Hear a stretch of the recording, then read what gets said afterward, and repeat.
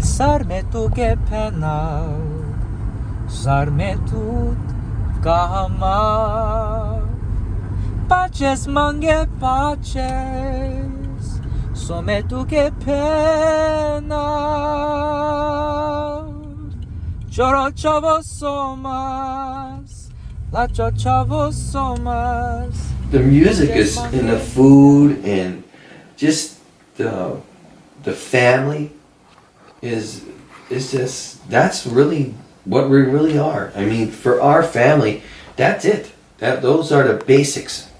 Go ahead. This is where you grew up? So this is where I grew up, around here, around Lane Tech. So this is where we're driving now. Over here is a little skateboarding park. Yeah. So you go in there, there's ramps and there's little hills that you can take either like a dirt bike or you can skate around. But I go in there to do, well, when I was younger, I used to do a lot of bat research out there. I used to take census records. What did you do? So what I would do is I had a bat detector when I was, it's a high frequency. A bat detector, the animal. Mm-hmm. Uh-huh. Yeah. How old were you? Oh my God, I was about maybe 14, 15 it's at the old. time. So I would walk all the way in here, because mind you, this is like a nice little park, and down there is the Chicago River. Yeah. What I would do is I'd wait for sunset, like about a half an hour after sunset, and the bats would start to come out. My job was to sit with my little notebook and my bat detector, listening on their echolocation frequency, and I would, write down how many bats I'd see, if they were catching insects. I would take records of the temperature, the time, the day, just so then I could send this off to Texas, so then they could, take the data back and they could, do whatever it is that they were interested in doing, studying urban bats and how it is here in the city. So yeah, but this is where I grew up walking around, and I mean, a lot has changed, but at the same time, it's essentially been, it's home to some extent. So we're this way. Yes. This neighborhood's went through 1,001 different changes. They just built this house over here Oh, really? in about a matter of not even like a month and a half. Really? It's a wooden It was house. like, boom, it was up. Yeah. Yeah. Sitting by the table. Yeah. Come on in. All right. Ready to lock the door? Go ahead.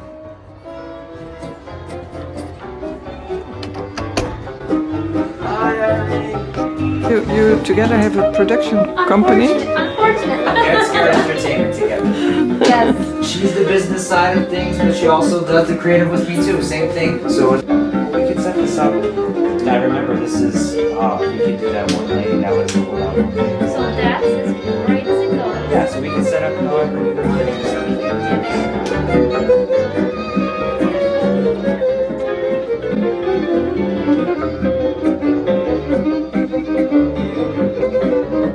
Hey, does your mother also make music? She Used to. She used to play. She was a part of a rock band, Purple Passion. Right, she was a played bass bass. player. My great-great-grandfather's cymbal that he brought over from, I thought it was Czechoslovakia, From Budapest. From Budapest. On the back of it, it says Budapest. You can't Right. see it. Well, you have to spin it it. makes- Because when he came over to America, he brought the cymbalum with him, and it's over 100 and some years old. And his name was Loisy, right? No, this is Fetty. Fetty. This is Fetty's. This is Fetty's? Okay. And my grandfather on my father's side, whose name is Albert Horvath, he learned on this cymbal. Now he was a prodigy because he was playing with gypsy orchestras from maybe 10 to 12 years old, and he couldn't sit in a chair. He had to stand by the cymbal because he was so small. He was a little kid. How old was he? What is About it? anywhere from 10 to 12 years 10 to old, 12 and he was years. playing already with musicians. Wow. And he became a very, very fine cymbal player. So it went from, you know, from the grandfather to the father, and then from the father to the son. And it's been handed down. Now my son has it. Our cousin in Minneapolis, Billy Duna, he owned it and had it for I don't know how many years he had it, but nobody played it.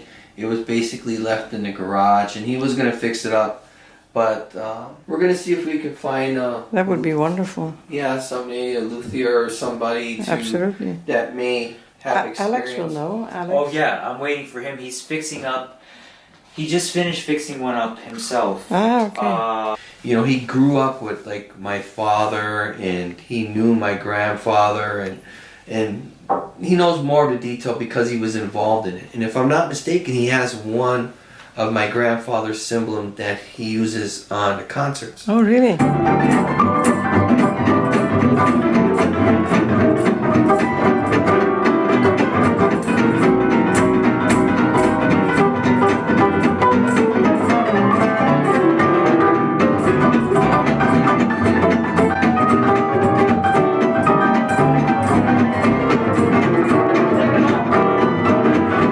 Yeah, so there's a deep history and respect for the instrument that got passed down, because Alex is probably the only one I think here in America that are. Is there There's maybe like two other people. Maybe two other people that play the Romanian, instrument. yeah, there's a Romanian guy. I forgot his name. Really? So few people? Yeah, Yeah. and it's kind of like almost a lost art.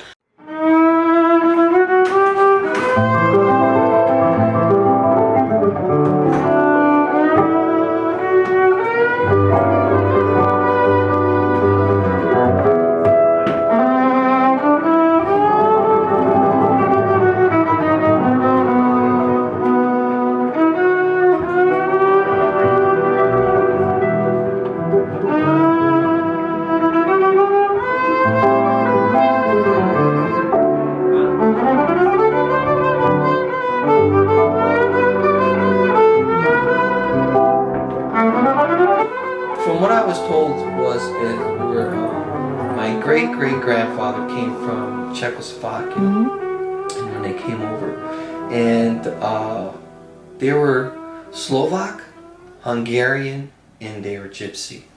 So they had this how can I tell you, like it was like multicultural background. Yeah. And I guess they congregated from one city to another city, and then the Were they like heritage- traveling or?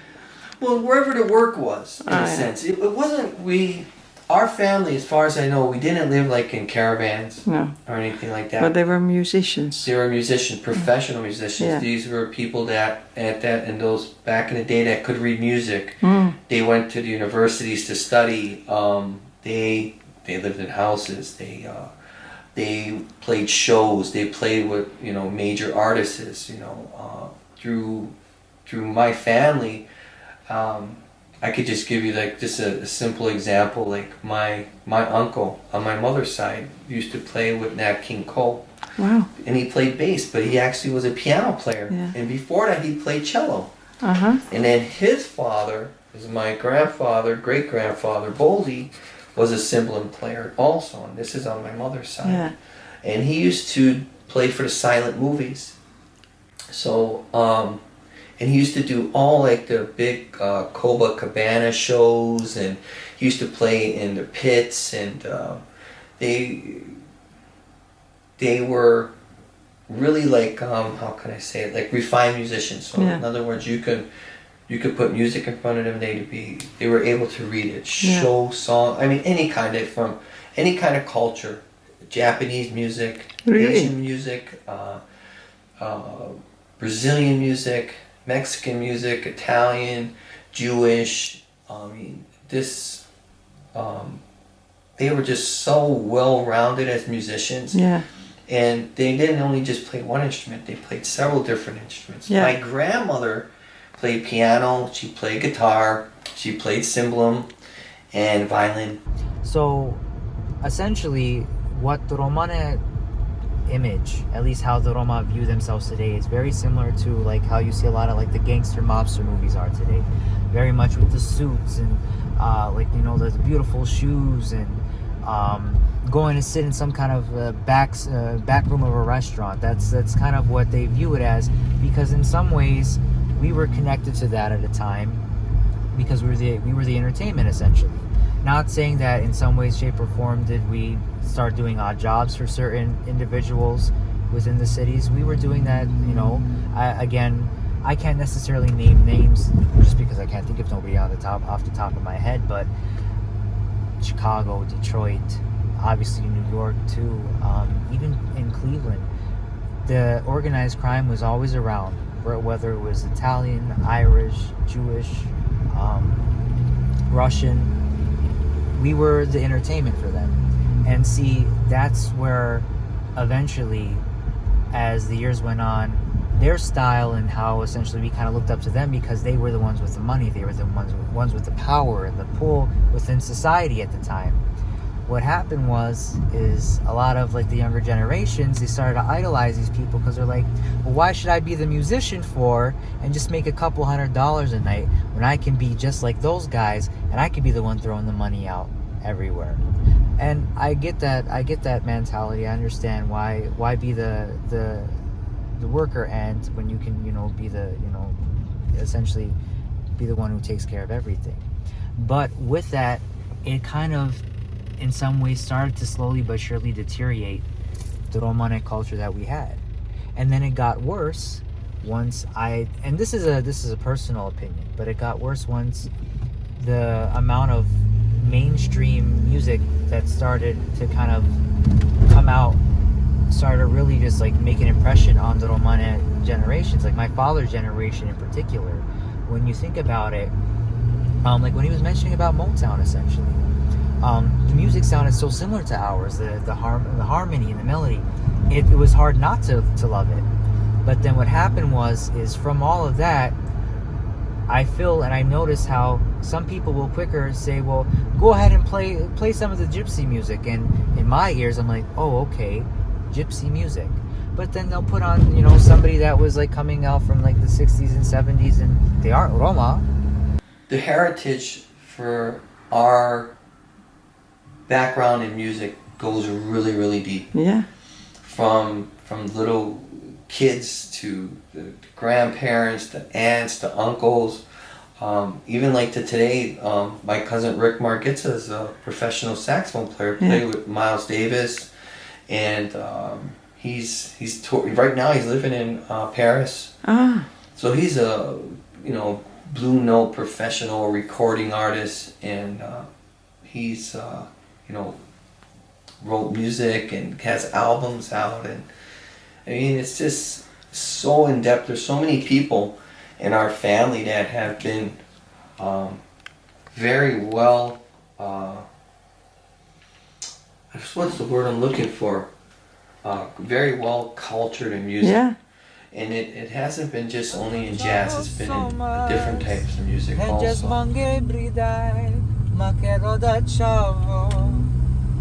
So amansa ke jazz nashi sova ebrida yigeroven kane premantikeu nashi mebistera.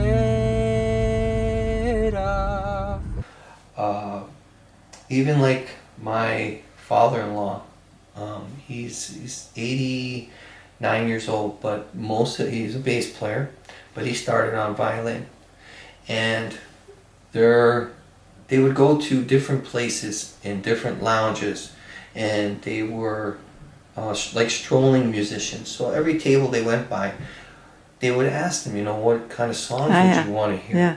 And whatever these people, they had to know all this music, and that whatever was requested, they would play it. Yeah. And this is how they made their living. Everybody, as far as I know, everybody, at least in this household, to some extent, at some point, played some type of instrument. Even Raquel played violin for a little bit.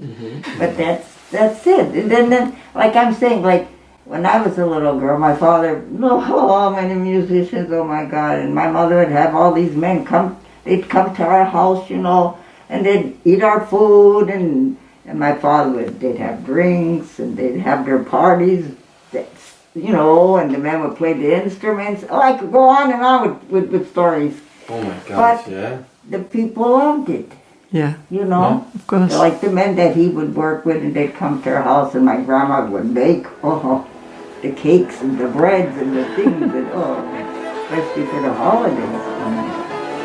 It was unbelievable.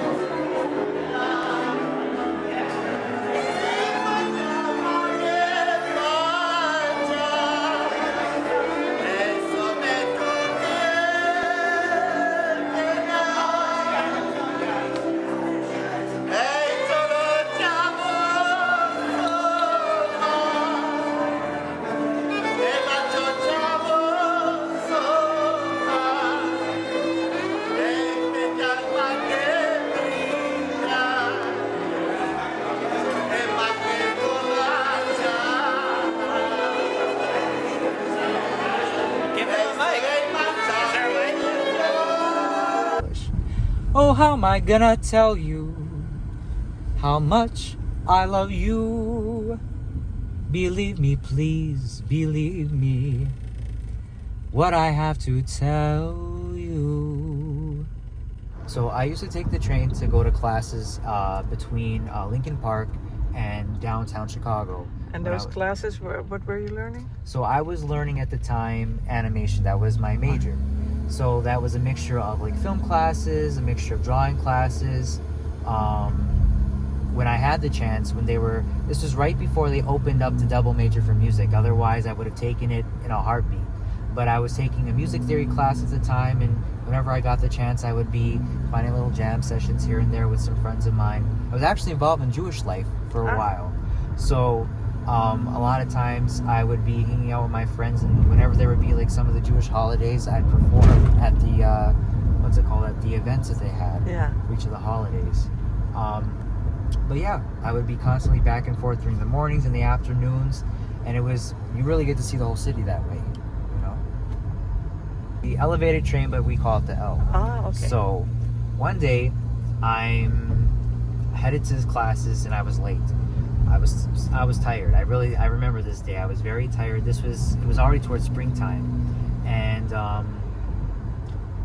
ended up going past the stop, and I missed like essentially where I was supposed to get off for classes. This guy gets on the train, walks in, and he's kind of like got like this attitude about himself, and I'm like, okay, another character. Gets on the train, and there's a whole row of seats that are empty at this time because the majority of everybody got off except me. He goes to sit on the seats, and he sort of kind of like lays down on the seats, props his leg up, takes his shoe off, and starts clipping his toenails on the train. And I'm just sitting there and I'm watching him do this, and I'm saying to myself, when can I get off this train and go on the other one? And I'm just watching him clip his nails, and he's like humming to himself. He's just all into it, like if he owns the whole car. So I'm just sitting there, and there's like maybe one other person in the back. They're not paying attention, and I'm just realizing, you know, this is Chicago. This is part of what it is to be in Chicago. And there's so many times where you'll see people that'll come on the train.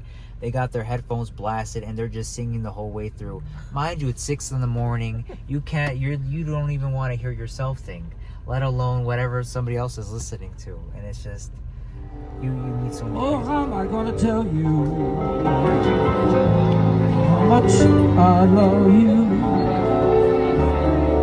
Believe me. Essentially, what I believe is that because of the influence of the mafia and how pop culture idolized them, and then also how pop culture kind of idolized all these other major cultures and their music and their styles, the Roma found, or at least younger generations of Roma, found it easier just to essentially take on elements of other cultures so they could assimilate easier, rather than be the outsider and be, oh, well, I'm a gypsy, you know, I'm a Roman, I live this way, I dress this way, I eat this way, I play music this way. And with that being said, they taught that to their kids, and now their kids, when they hear actual Romana music, they'll feel it, but they can't relate to it in the way that you and I would, or somebody who loves the music, who wants to play it and wants to understand it. They write it off as, oh, well, that's, I quote, oh, that's funeral music. That's only for sad times, and that's only for our grandparents. We don't want to hear that. Like my nickname among like my generation is Papu, essentially like grandfather, because of the fact that I keep the older ways. Out of my generation, there's very few who can still kind of. I don't even speak fluently, but out of like my crowd, I speak the most. I speak the most Romanes, and that's because I'm interested in it. And part of the reason why I'm so involved in the Gypsy jazz scene, part of the reason I'm so involved in the culture outside of just my own Bashal de Romangre, is because I want to keep it alive, because so many other cultures today are able to express themselves in film and music and literature, and it's about time that the Roma, because we're not back in a day and age when we were barred from schools. We're able now to achieve educations in higher places in business and careers, but we're also able to express ourselves intelligently.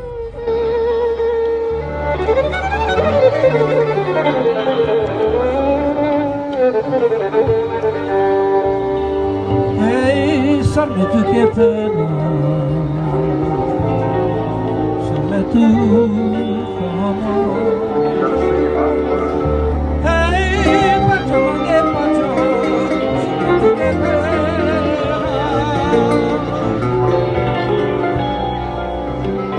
Solo ciò sono, faccio ciò sono.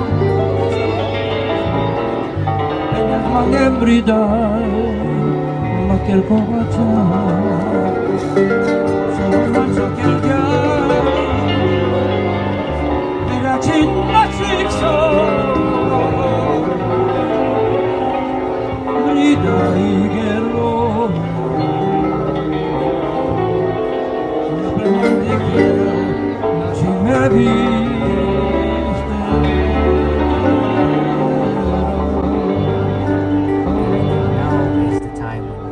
as a people take a moment to realize the tools that we have and create the best of both worlds. We have that ability now.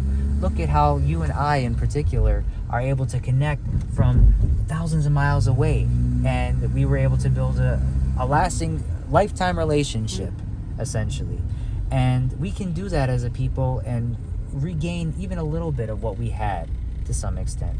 And that's what I try to do with my music. That's what I try to do with my film, my animations. And that's what Dead Scared Entertainment's here for, too. I'm the 4th generation here in America. Pierce and Raquel are the 5th generation. And we live, our family, the way we were raised and brought up, is completely different than some of the traditional ways that gypsies live. And we all kept certain traditions, like with the music and that type of stuff, and raising our families in a certain kind of way. But we also certain beliefs, like how can I say, like for education and religion and keeping certain values. Our values, our morals and our values are different. They're a bit different than what you see in the movies or you hear about, or Well, you're talking about the way you're saying. I know where you're going at. Yeah. Because what you're basically saying is that you had to take what we knew, what we brought from Europe, and we had to also become a part of. We had to assimilate to American ways, and then eventually we were going from just being musicians or like maybe being craftsmen. This is going just for different types, not just our type of Roma, but just all types of Roma in general. Right.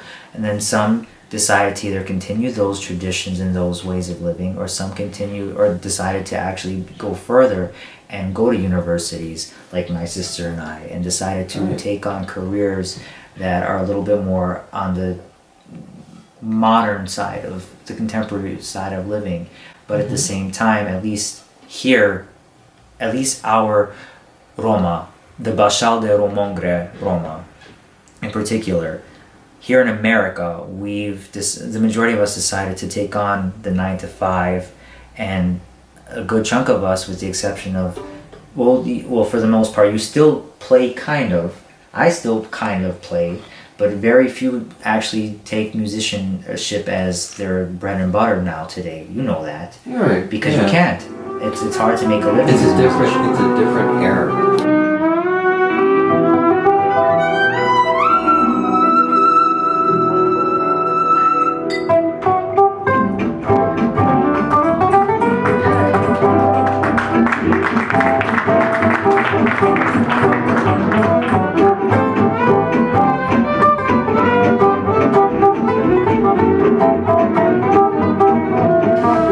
Musicians in general have always struggled, in my eyes. If you weren't reading and writing and arranging, and you weren't able to travel, and to be a part of everything that you get your hands on and really be a good musician, it was kind of, as modern times came on, to stay afloat. Back in the day, like for my father's age and his father, to be a musician was really a big thing. They bought homes, they had businesses, they traveled, they had modern comforts from that day and age. But as time marched on, the musicianship for a lot of our people, if they weren't going to study, or if they weren't being technically trained, it became something of like a hobby in a sense. So they adapt. I mean, we have in our culture, we have doctors, we have professional musicians that are, top notch, recording artists, musicians. I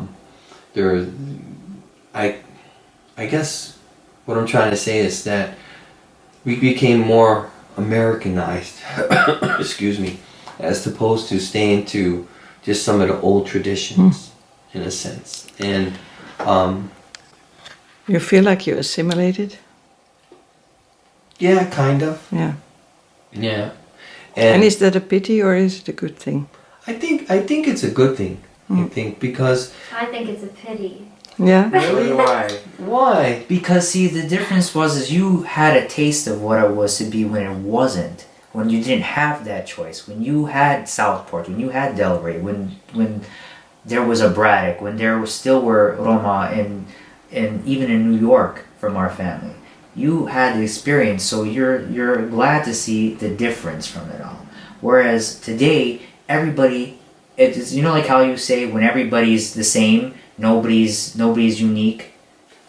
You know where you get where I'm coming from? We kind of just don't have a choice. We didn't have a choice. So whatever's left for us, we have to scrape. This is why I tell you, learn to play the music. This is why I try my best to continue playing the music and learning the language.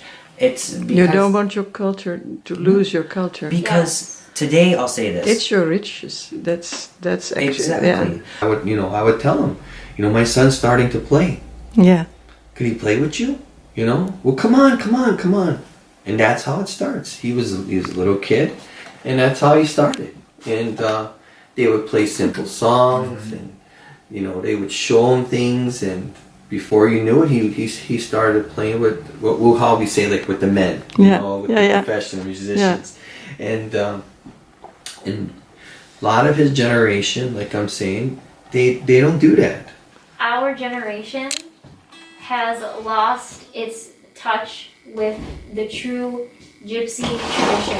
Yeah. A lot of people here in America, especially, our, very distant relatives, they do not know they come from a Gypsy bloodline. And Yeah. they're just finding it out now, in their Wow. older age Yeah. or whatnot. And then they're scrapping to, try to find the culture. And we want to be the hub. You know what I What are mean? you saying? At this point, we became it. Yeah. If you were to meet young adults like them, and saying in our family, none of them play. They're not musicians. They completely went in different directions. And I'm not saying that it's a bad thing, but they didn't want to keep those traditions, or they didn't feel music like my son did. When he was, like myself too, like when I was young, my grandparents and my mother and my father were, push music, and that's what I do with my children too. Yeah. Play music in the house all the time. We were listening to Borelli. He was maybe 4 or 5 years old. Yeah. So. And that's how I started. Was originally what got me into music was Django, but then eventually it was Borelli, and then it was also Stokolov's too. I mean those. And then I remember seeing Jimmy and Paulus when they were young kids, and then now being friends with them. Yeah. And then now seeing them older and being friends with them on Facebook and having a chance to interact with them. It's like that was my dive into gypsy music. But then.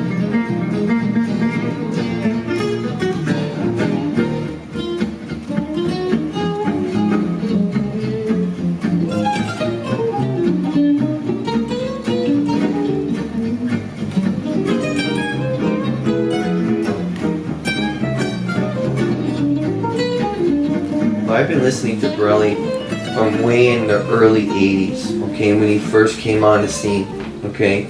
And since the time his music, he brought really gypsy jazz out. Even though it was there, but he really made it famous to where other people and other cultures are trying to learn he's like a bridge. that music. Yeah. And since that happened, a lot's changed, especially for... how can I say this? When they find out that you are a musician and that you are from the gypsy culture and that you know that music and you're involved in it or raised in it, there's been a sense of respect. As before, it wasn't. It was different. It was, you were treated differently. And that's what I was trying to say earlier. And because there was a lot of racial, what's the word I'm looking for? Like bias? Yes, racial bias. Whenever they say, gypsy or so, they get the wrong impression right Yeah. away. Until there are so many people. I could tell you from a little girl, because my father was a musician also. He actually wanted to be an artist. He got a scholarship when he was a young boy. And my grandmother said, no, she don't want him to be an artist. Go and study the music. So he went to the Pittsburgh University with a scholarship, became a musician, and studied all kinds of things, whatever. And he had 11 brothers. There were 12 brothers altogether, and he taught them how to play a lot of instruments. And when I was a little girl too, he was teaching instruments, and people would come to our house, and my father would teach them. So, but I'm saying, people, like I said, would get the wrong impression as soon as you'd say that word. Yeah. But then, when they would learn our ways, and how our people were, and especially our food, look out! Oh yeah, I forgot about They wanted that. that food, boy! The Hungarian food stuff, cabbage, and all this stuff, chicken paprikas, go ahead! That's what they wanted. One time I was making noodles with cabbage. Yeah, oh yeah. The cabbage noodles. And the insurance man came in my house. And there was an insurance man that came to our house, and he tells me, what is that smell? I says, well, I'm making cabbage noodles. I told him, I says, that's one of our food that we eat. I says, you want some? Well, at first he didn't want it, He was ashamed, I guess. But then when he tasted it, okay.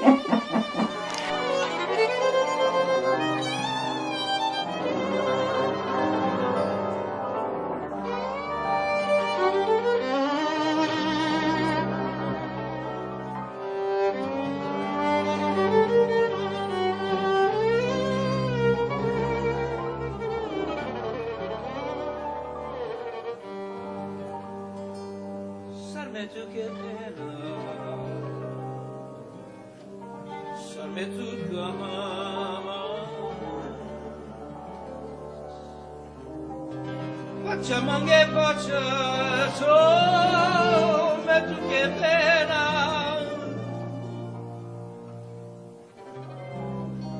Giuro ciao sono, la ciao sono.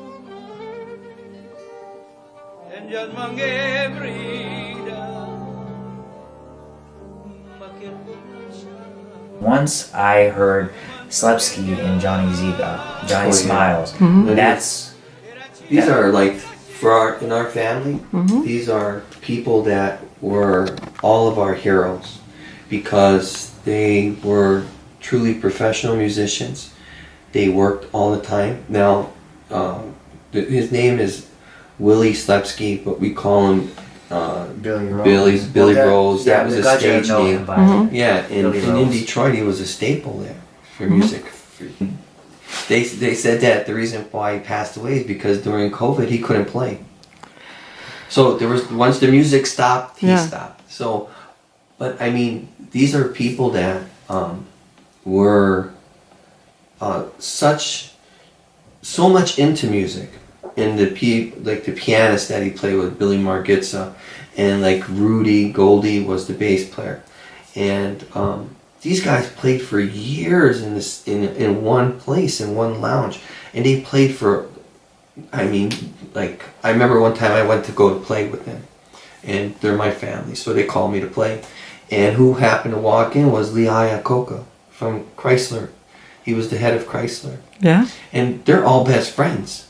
They would all sit at the table, and I mean, all the big wig people, I mean, that were into politics and own businesses and movie stars and other great musicians. When they would come in town, they would go to see these people, and they would hang out and talk, and they would play together. So, and then they would have like festivals. They would make like gypsy festivals and picnics, and so it was always non-stop, always with music and always gathering, and this and even for funerals there would be a procession of musicians. I mean, a block long.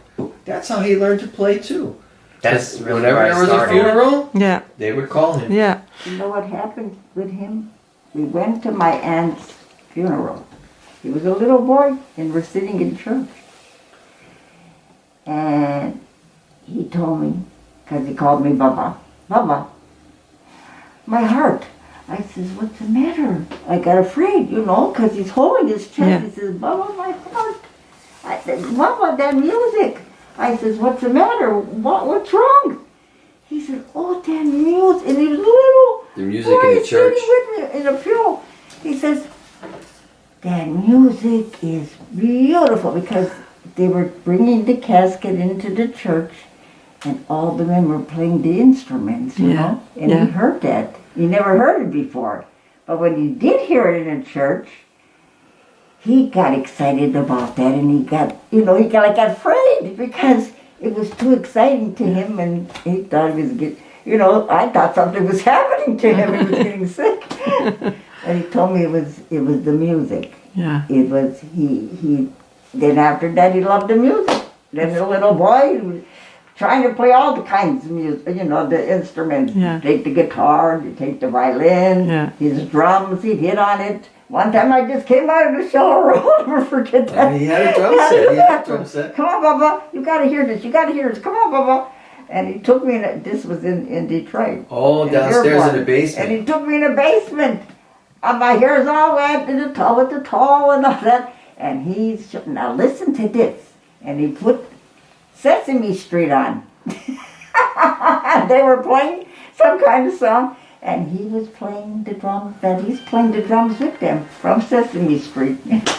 Oh, very nice. Leave me alone. I forgot all about that. I forgot all about that. I remember I got a picture of that somewhere.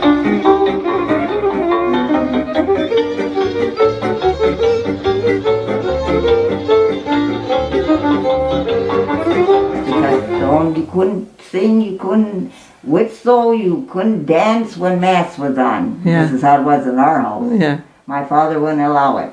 Oh yeah. But then after Mass, he'd put his music on and put the Hungarian song, the station on with all the music, you know.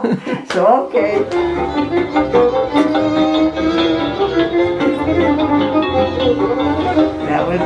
That was music all the time. Yeah. And us, like when we were young, we didn't appreciate what we had. Okay. We had, actually, you could say a symphony playing, like on weddings. On my wedding, there were maybe about 100 musicians playing. Because, how can I put it, I got married here in Chicago. Uh-huh. And the men here that lived here were giving a concert. And then my father, all the men, he had so much friends, they came from all over, New York, Cleveland, Detroit, all over. They came to my wedding. Well, those men brought their instruments too, so just imagine what that stage was with those musicians, you know. And we never appreciated when we were young the music. You know what I mean? Because it was, to us, it was just It was just there. It was a natural thing for us to hear that. I you know. And the know. people Yeah. from the symphonies, Yeah. even though a lot of our family played in like the Pittsburgh Symphony, Cleveland, Detroit Symphony, Chicago Symphony, the guys, York, the too. musicians My from uncle New York, worked in New York. the musicians from the symphony would, whenever we would have picnics and get-togethers, our weddings, they would come. Yeah. They would sit and listen to the music, you know. And these are, you know, these are professionals, you know, from the symphony orchestra, but they all love the music, and they would come on our get-togethers. And like even like in Detroit, all the musicians from Motown would come on our gypsy parties and picnics. I remember my father telling me that James Jameson, the bass player, he knew my father well. He says, Aaron, he used to come and shake your hand and talk to you and stuff. And you were like 5 or 6 years, I don't remember it, but James Jameson, I mean, all those professional, you know, famous musicians would come and be a part of our get-togethers, our parties, our whatever it was that where there was music and the musicians were, these other professional musicians would come and join in and be a part of it. Major friends and great fun, and they no problems, no troubles, no issues. And they were how can I say, they were playing modern music, but they were coming to hear our gypsy folk music, and they were taking bits and pieces of it, and they were, you know, everybody was learning off of each other, and that was a great thing, I think. Like even like what I'm saying, like even with Pierce, being with these type of other people, they're always sharing music, Yeah. always talking about music, and just I know. like you coming to visit us, and look, you came to visit us, and we're sharing music, we're Yeah. playing together, and that's the basis of our culture. I'm dying to play another song, actually. Yeah, let's play another song. then. Yeah, we Let's could play talk another song. forever. When you turned around and looked into my eyes, it was just the moment when I realized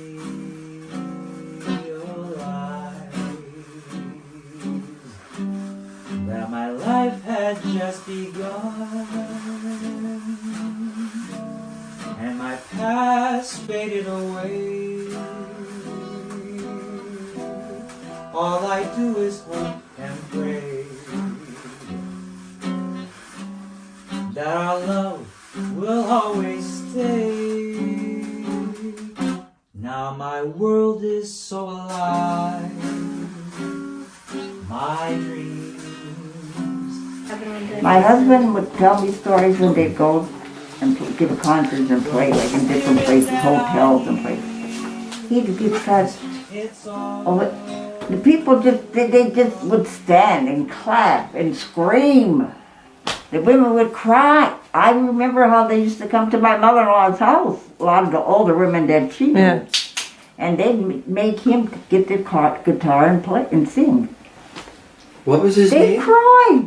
Well, his real name was Eddie, but everybody Eddie. called him Butch because he was heavy. Yeah. Eddie Gabor, right? Gabor. Yeah. But they did want, there was a man, my husband was telling me, they did want him, this man wanted to take him to Italy to study yeah. when he was a little boy because he had such a powerful voice.